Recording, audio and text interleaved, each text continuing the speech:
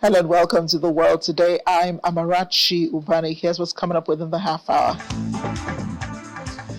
The U.S. military launches a heavy wave of strikes against Iran in retaliation for Tuesday's attempted ballistic missiles attacks on American forces.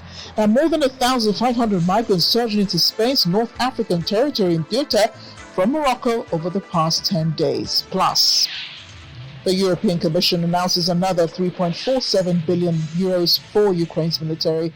Let's begin The World Today.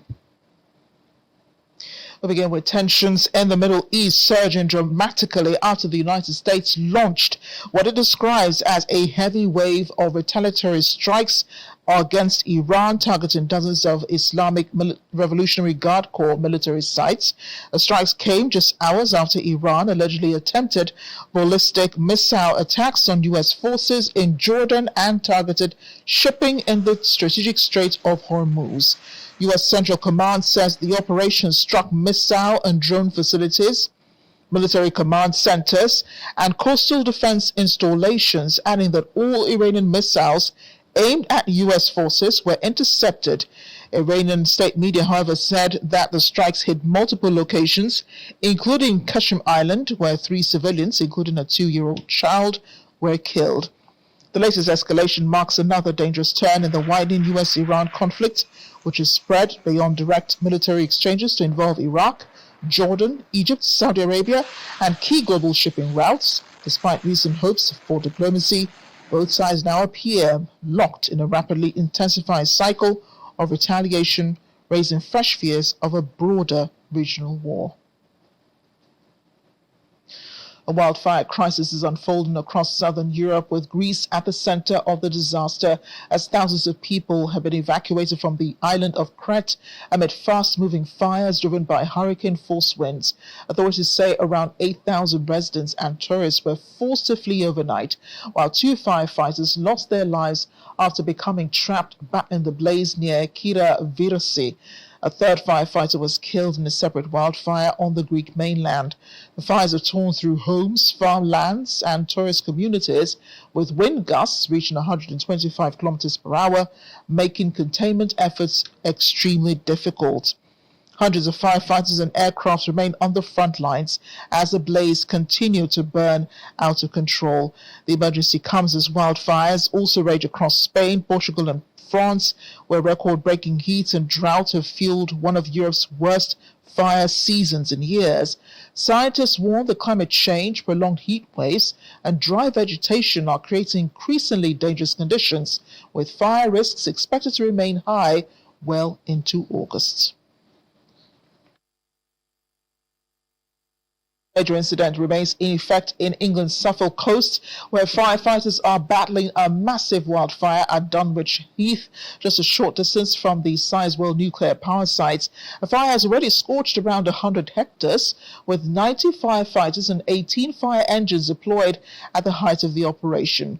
Residents, holidaymakers, and visitors at the nearby caravan park were evacuated as crews worked through the night to contain the rapidly changing blaze. Authorities say there is no immediate threat to the Sizewell B nuclear power station and no injuries have been reported. However, firefighters warn the situation remains unpredictable as strong winds and tender dry conditions continue to fuel the flames.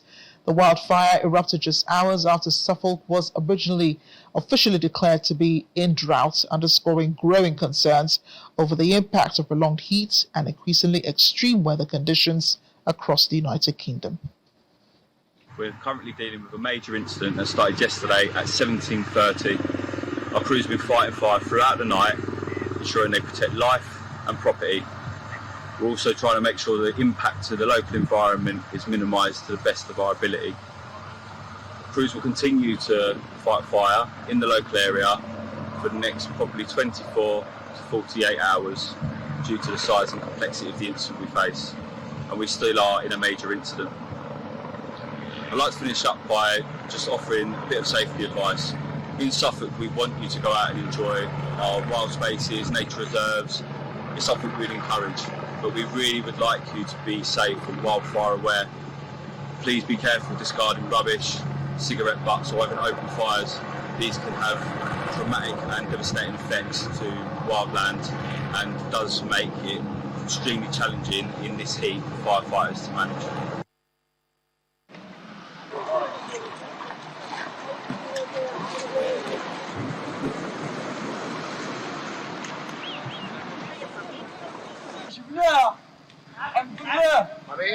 Staying in Europe, a migration crisis is intensifying on Spain's North African enclave of Ceuta, where more than 1,500 migrants have crossed from Morocco in just 10 days, overwhelming reception centers and sparking urgent calls for military support at the border. Dozens of migrants reportedly swam through dangerous waters to reach Spanish territory as rescue boats and Guardia civil officers pull people from the sea and escort them to emergency shelters. Many of those arriving are reportedly Moroccan nationals, alongside some Algerians living in Morocco.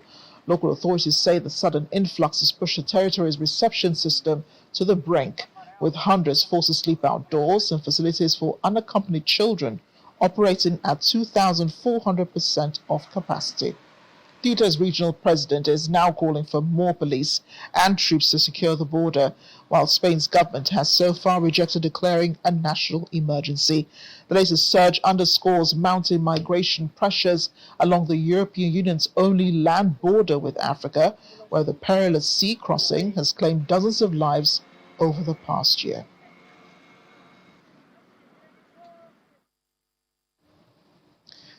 While the European Union is stepping up military support for Ukraine, announcing a new €3.47 billion defense package, bringing total military funding under its new loan program to €8.5 billion in just over a month. The latest funding will help Ukraine acquire drones, missiles, advanced air defense systems, and Swedish-made Gripen fighter jets, as Kyiv continues to defend itself against Russia's ongoing invasion.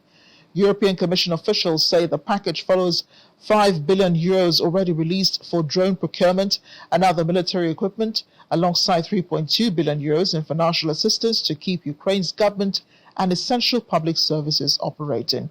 Brussels says even more funding is on the way, with the EU expected to provide around €28 billion in defense support during 2026. The assistance forms part of a broader €90 billion Ukraine support loan aimed at strengthening Ukraine's military while ensuring the country can continue to function throughout the war. Today, the Commission has disbursed another €3.47 billion to Ukraine under the defense strand of the Ukraine support loan. The disbursement will support Ukraine's urgent military needs, including drones, missiles, and fighter jets to defend itself against Russia's war of aggression. This is part of the EU's €90 billion loan to Ukraine under the Ukraine support loan for 2026 and 2027. In June and July, a total of €5 billion has already been disbursed to Ukraine under the defense strand and €3.2 billion under the financial assistance to support essential functioning. And back to more natural disasters away from Europe. The death toll from the powerful earthquake that struck southern Japan has climbed to 34 as rescue crews continue searching through collapsed buildings and shattered infrastructure across the Kumamoto prefecture. In Yasushiro City, emergency teams, heavy machinery, and ambulances remain at the scene of the Nippon Paper Industries mill, where a towering chimney collapsed during the quake. Officials say 11 workers were trapped beneath the rubble. 8 have been confirmed dead. 2 were rescued with injuries, while the final worker has now been recovered, though authorities have not yet disclosed their condition.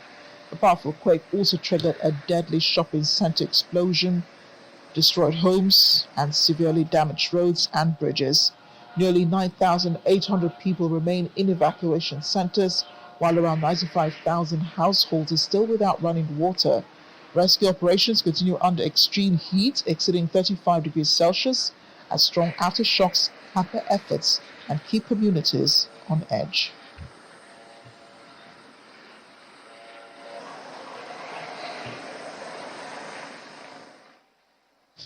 Bangladesh is grappling with a worsening gas supply crisis as thousands of drivers endure hours-long queues for fuel and households struggle to cook amid severe shortages. In Dhaka, this is the situation. Long lines of vehicles stretching outside compressed natural gas filling stations, with many drivers waiting up to 9 hours in some instances just to refuel. Residents say the shortage is taking a heavy financial toll, particularly on taxi and ride-sharing drivers who rely on CNG to earn a living. The crisis is triggered by a mechanical failure following a fire at the country's floating liquefied natural gas terminal in Mohjikali, with state-owned Petro Bangla reporting it is currently meeting only 56% of national gas demand. The reduced supply has also slashed gas pressure to homes and filling stations, forcing many families to abandon gas stoves in favor of LPG cylinders and electric cookers as pressure mounts on the government to restore normal supplies as quickly as possible.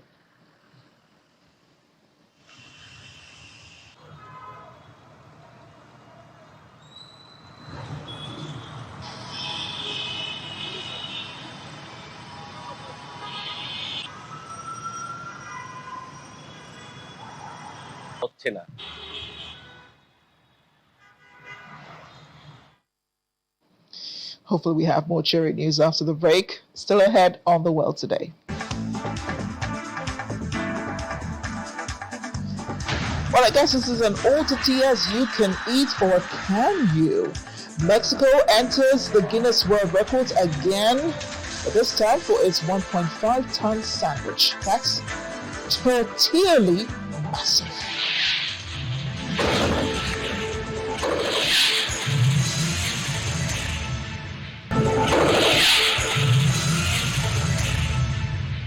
Welcome back. Let's turn to South Africa now, where trade unions and workers on Wednesday marched through Johannesburg demanding permanent jobs, the insourcing of outsourced workers, and the reinstatement of dismissed employees.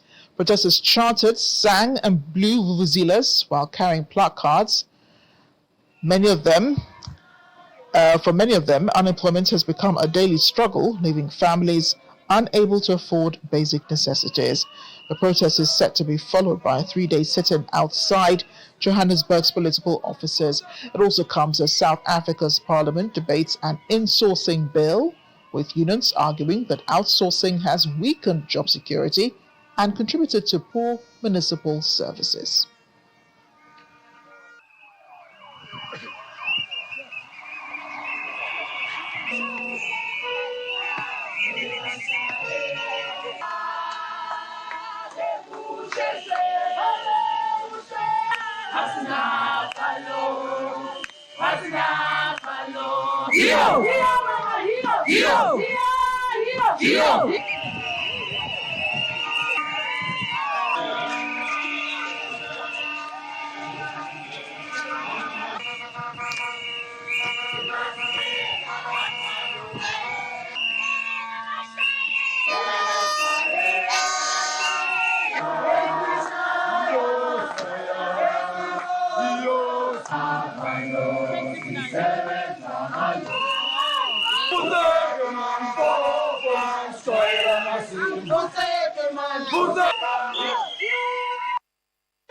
City of Johannesburg, they had an insourcement from 2017, 2018, 2019. So I am one of those people who were supposed to be insourced. Me and others here. So, but the City of Johannesburg cutted that before they reach our position there at the back. It's very painful as a mother. I can't even bring a cabbage in my house. It's more when he comes from school looking for a pencil, looking for a crayon. We don't have those things in the house. What do I expect that child to do? At the end of the day, he or she is going to steal. He's going to steal, and end of the day you're gonna drop because there's no books, there's no bags for him or for her. He'll go to around the corner to smoke nyaupe, and then it's gonna seem like the people from Johannesburg, the kids, are the generation of nyaupe. simple. We don't need much from the city. We just need decent work, permanent job. That's what we want in sourcing. That's it. Once they give us, we know the rest will follow. Because when you have a decent work or a permanent work, it comes with benefits. So that is the only thing that we are looking from the city. Job. Back here in Nigeria, the South African government has arrested over 90 people in relation to recent weeks of xenophobic attacks and anti-migration protests in the country. That's according to the country's Consul General to Nigeria, Professor Bobby Moreau. Speaking at the Nigeria-South Africa Chamber of Commerce July 2026 Breakfast Forum, Professor Moreau said that as a country that is used to receiving migrants, South Africa looks forward to discussing the role of other African leaders in improving their own immigration laws. He said he looks forward to South Africa discussing the issue of migration at the level of the African Union because he believes the issue of migration is not only a South African problem. Addressing the issue of a backlog of requests at the Interior Ministry, he pointed out the huge volume is being dealt with thoroughly. And I believe that most of us must have had. Our position as government is that it will even be better for us to discuss this matter at the African Union because we believe that migration challenges are not only the challenge of South Africa, it's a global phenomenon, it's a continental challenge. And we believe in the responsibility of nation states to take responsibility of their citizens, including ourselves. A sending state has a responsibility to take care of its citizens. A receiving state as South Africa also has a responsibility. So the African Union will give South Africa an opportunity to address the issue of migration holistically so that other nation states become part of the debate. Then we will ventilate what some of the challenges are. So true is it that there's a backlog, in the Interior Ministry for those who want to have a permanent residence, at least want to regularize their citizenship in South Africa? South Africa, as I indicated earlier on, is a country that is always receiving a lot of applications for retirement, citizenship, and so on. And what is the reason for that? Your guess is as good as mine, because we have a number of reasons to believe that we have positive pull factors. We are not perfect. We are a country that is still developing like any other, but it also pleases us that we are able to receive a lot of applications in South Africa. And now, based on the voluminous number of applications that we receive and the human capital, the limited human capital that we have on the ground, it is absolutely difficult for us to process applications on time. But with each and every case, there is due diligence that is made, and each and every case is considered on its own merit. But work is in progress to ensure that there's a backlog. But for those who have long applied, extensions have been provided to them, and we urge them to exercise patience and caution while government is doing its work. South Africa's Consul General to Nigeria, Professor Bobby Moreau. Amid the devastation of war, a rare moment for hope emerges in Gaza as Palestinian students gather in Deir al-Balah to celebrate their success in secondary school examinations despite months of conflict, displacement, and severe shortages. A ceremony organized under the UAE's chivalrous Night 3 humanitarian operation honors top performing students with awards alongside music and cultural performances celebrating their resilience. Graduates describe the achievement as a fulfillment of years of hard work under extraordinary circumstances. One of the highest scoring students, Lama Abu Hassoun, says the results send a powerful message that despite siege, hunger, bombardment, and destruction, Gaza's young people remain determined to pursue their education and rebuild their future. Organizers say the program had previously established dedicated learning spaces to help students to continue their studies throughout the conflict, describing the awards ceremony as the culmination of ongoing efforts to support education in one of the world's most challenging humanitarian environments.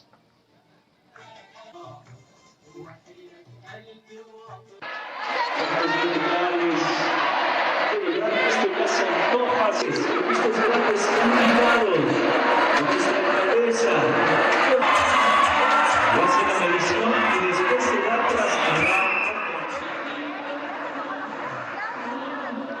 stomach is grumbling just seeing all that food. A delicious new world record has been set in Mexico City, I beg your pardon, where thousands of food lovers gather to witness the creation of the world's largest torta, a traditional Mexican sandwich. The record-breaking creation stretches an incredible 100 meters in weight, 1,570 kilograms, smashing the previous Guinness World Record of 1,300 kilograms. More than 100 torta makers worked together under strict hygiene standards, of course, carefully layering the giant loaf with a variety of traditional ingredients before the massive sandwich was officially weighed. The achievement marked the opening of Torta Fest 2026, a 5-day celebration featuring around 100 exhibitors from across Mexico and beyond, showcasing everything from classic ham and pork torta to innovative regional creations. Organizers say the record is more than just a culinary feat. It's a celebration of one of Mexico's most iconic dishes and a chance to showcase Mexico City as a global destination for culture, tourism, and world-class food events.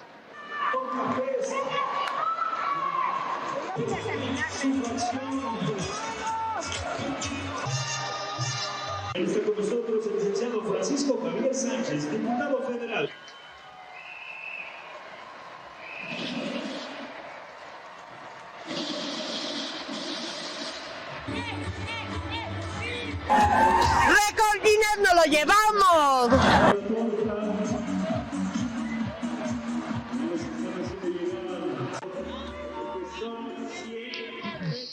My grumbling stomach after that story reminds me I haven't had lunch. Thanks for watching The World Today. I'm Amarachi Ubani.